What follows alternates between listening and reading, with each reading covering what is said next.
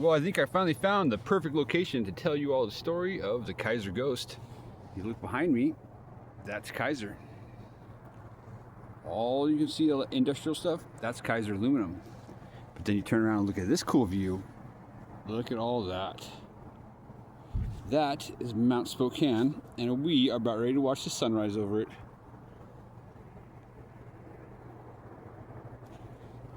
And yes, I am sitting on top of my van. I'm having a hard time telling the story of the Kaiser Ghost because it is a little bit too crazy. There's a lot going on with it, and I tend to wander off. All right, everybody, good morning. Behind us is Kaiser Aluminum, and in front of us is Mount Spokane, and we are about ready to watch the sunrise. So let's roll a joint and get into the story of the Kaiser Ghost. I can only really start telling the story of the Kaiser Ghost the very first time I encountered him, I'll say. Not the first time I met him, but the first time I encountered him. It was my very first day out here on the Kaiser property. Big old 200 acres or so. I'll post a picture of it online here for you. My very first night there, you know, I'm paranoid as fuck. Every new territory, it's just me. It's dark as fuck out here. All of a sudden, I hear some kind of alarm going off. Wee, wee, wee, wee. It's a really lame, cheesy, fucking wind-up flashlight type alarm, right? And the only thing I could think of is that it was coming from Costco. It must have been some like emergency exit or something the employees were doing because it was pretty late at night. And that's that. I didn't think much of it. Well, every night for weeks, every night, we'd hear this alarm. Wee, wee, wee. It'd always be a few hundred yards away from us, 200-300 yards, but close enough where we could hear it, right? Really confusing. I didn't really think much of it. I thought it was something on the perimeter, one of the businesses, right? Well, it just keeps going, keeps on going. Then I start moving camps, and I start coming farther and farther back out here, away from Costco and other buildings, and I can still hear the fucking alarm, as if it was still 200 feet away from me. So that was my first little red flag that something funky was going on. But nothing ever got moved of our property. Nope, nothing ever got fucked with. The cops never showed up. We never had shit come up missing that we didn't know where it went. Just every night, we'd hear this weird alarm, right? Well, one thing about me when I was out here is I maintained our trails where we went on our bikes and walked down, and they weren't the regular trails. We made them ourselves, and they were meticulously cleaned. There was no pine needles, pine cones, sticks, nothing like that. I wanted to make these trails so clean that you could run down them pitch black night and know that you're going to be safe. Well, so just know that all the trails were groomed like that, and I knew they were. Well, one day we go to leave, and for some reason we had to turn around and come right back. We were gone maybe 5 minutes. Well, on the way back, all of a sudden there's this huge ass branch like across the fucking trail. There's no tree around that it could have fallen from. That branch was placed there. And as I'm inspecting that fucking branch, all of a sudden I hear the alarm going off again. It's the fucking ghost. He was that close to us. That was when I realized, holy shit, that's a person. There's a person out here sneaking around like this. I am good at catching people. Like, when I was in the border patrol, we tracked humans. That's what we did. That's what I was trained to do. And this type of sand in this environment out here is my fucking element. I can track anybody, anywhere, except for this fella. So anyways, I'm coming to the realization that there's somebody creeping around out here. And it kind of scares me. I didn't tell my other campmates. I definitely didn't tell my girlfriend. But it continues. The alarms continue.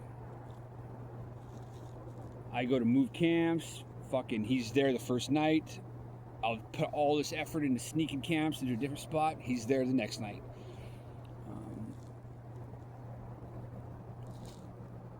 I spent a lot of effort trying to track him down too. I waited for like 1 inch of snow one time and tried to track his prints there.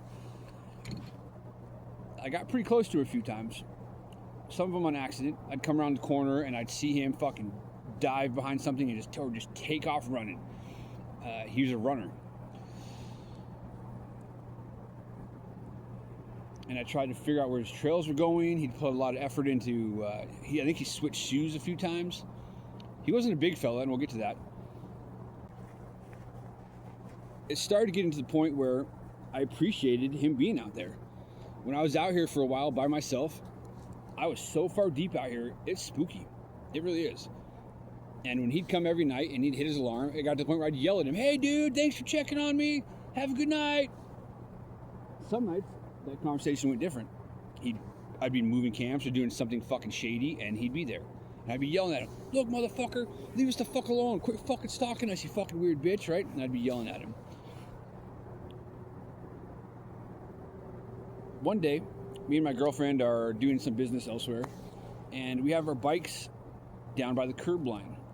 Well, these two fucking goons, straight shady looking, fucking scary kind of looking fellas, like in a weird goofy way, right?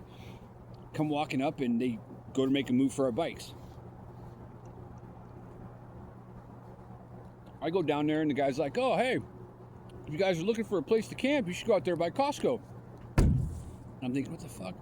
That's my area. Nobody's out there without my permission, right? And I'm like, "Oh, so you out there?" He's like, yeah, we're out there. And I said, "Well, maybe I'll stop by sometime. Where's your camp at?"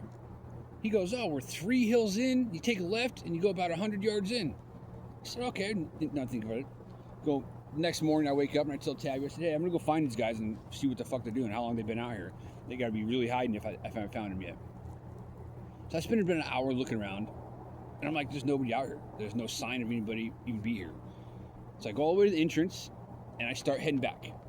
I'm thinking, he said, what, 3 hills and 100 feet to the left? All right, well, 1, 2, 3 hills, 100. That was directions to my camp. The fucking dude gave me instructions how to get to my own fucking camp. Is that not freaky or what? He looks like an Uncle Fester, like a tweaker version of an Uncle Fester. He did try to escalate a little bit. He started putting sticks in front of our tents and like in front of our paths because he noticed that I cut onto his sticks. And so he started doing them more. Well, I tracked him down to Costco a few times and I figured out where his vehicle was. I'd post up on this big hill and I'd overlook it and I'd spend the whole evening just waiting for his fucking ass. Like there's whole days where I spent doing nothing but focusing on figuring out this motherfucker. Well, I started taking whole fucking trees, like sapling trees, 20-foot tall trees, pulling dead ones out of the ground and putting big ass trees right in front of his shit. We never hurt his stuff because he never hurt our stuff. I'm not gonna go trash on his vehicle or slice his tires and start some problems where he clearly wasn't fucking with us, so why would I fuck with him?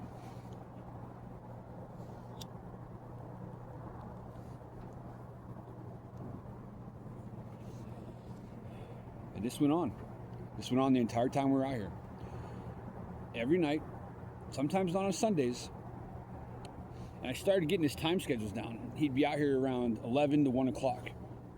And so we'd start waiting till early in the morning to do all of our activities. You know, moving our fucking camps or doing any of the shady shit we wanted to do.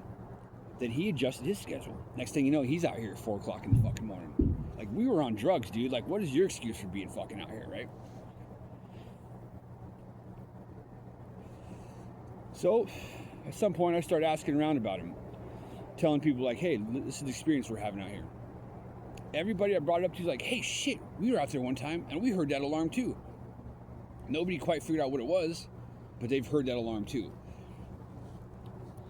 You hear me mention this dude named Jeff a few times in these videos, and because he's kind of an asshole, and he rips around out here in trucks and just like goes crazy places and gets all fucking high and just does weird shit out here. So he's out here a lot.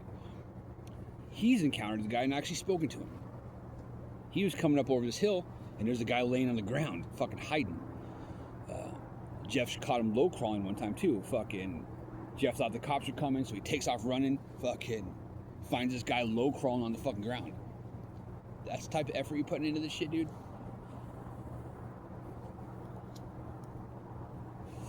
But there's a security guard that comes out here and patrols, and he's really cool. As long as we're not being fucking complete dicks or we're respectful to him, he kind of just leaves us alone. Well, I started asking him questions about the fucking situation, and he confirmed everything.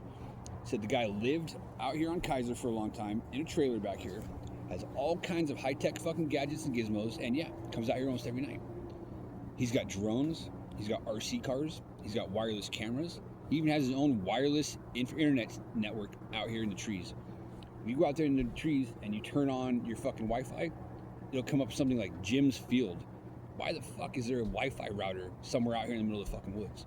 It's for him.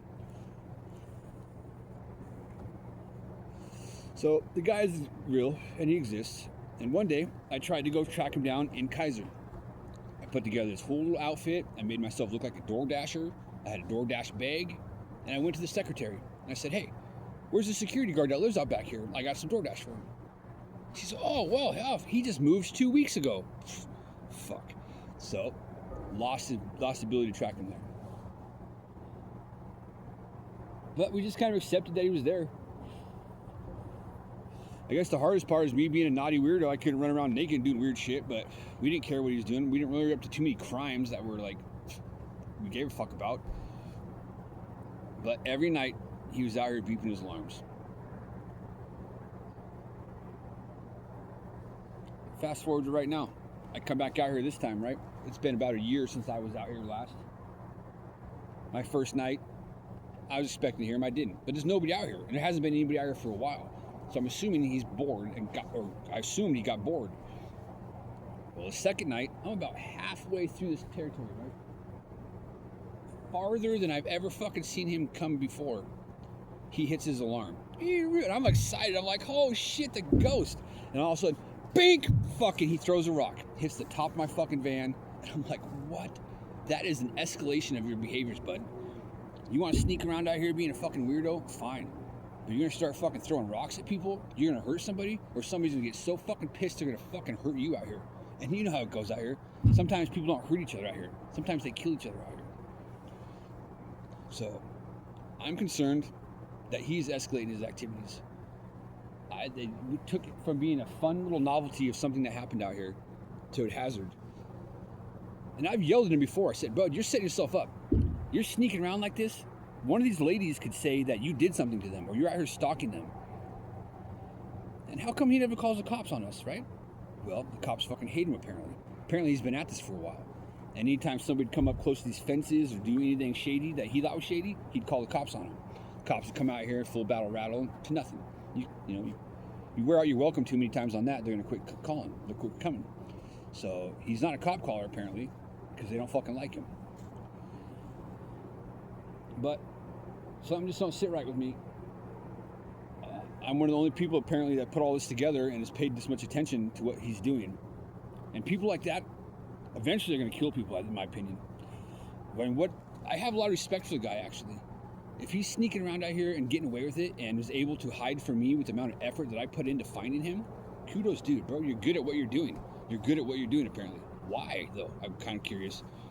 So I do intend to fucking sit down and talk to him, and I'm going to ask him these questions. Like, dude, I've yelled at you. You've heard this before. Like, I respect you. Just come and talk to me. Fucking shake my hand, bro. Fuck it. But I'm concerned he's throwing those rocks. Well, how do you know where he lives, Yogi? Well, he got himself in a situation out here that was pretty fucking intense. And somehow he got a vehicle stuck out here. And he needed help. So he goes and finds the first person he can find, a fucking douchebag named Kugel. Kugel assists him, handles all of his shit, fucking helps the guy get back to his fucking house. But the guy promised to pay Kugel $100, and he never paid him. So that's why I got your house address, buddy. Pay your debts, motherfuckers will keep their mouth shut. But now I know where you live. You're right behind that massage parlor there in the duplex on the left-hand side. I'm not threatening. I'm just saying I'm going to go see what's up. You want to be sneaking around at my fucking place all the time, I'm going to sneak around your place a little bit. I have a little alarm too on my little fucking loud phone. I'm playing. We'll do this every night for a while, right? But the point is, I want to talk to this guy. I want to know why he's doing what he's doing and get his logic and point out a few things. Like, dude, if one person could just make up some shit and you're fucking toast. And what if you decide to start raping these women out here? You know, you're stalking them. How close have you been to me before, bud? What's the closest you've ever been to me when I'm just going about my business? So, I know we got off topic a little bit, but either way, the sun's starting to come up over there. And honestly, this is probably the best cut of the Kaiser Ghost I've had.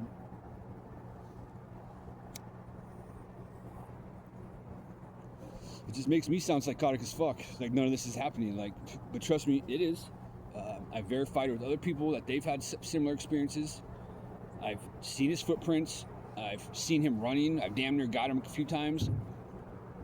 The problem with me is I got a broken left foot, and I've had for a couple years now, and I can't run anymore. I can't run or climb ladders. So I stand and fight, or I don't do dumb shit.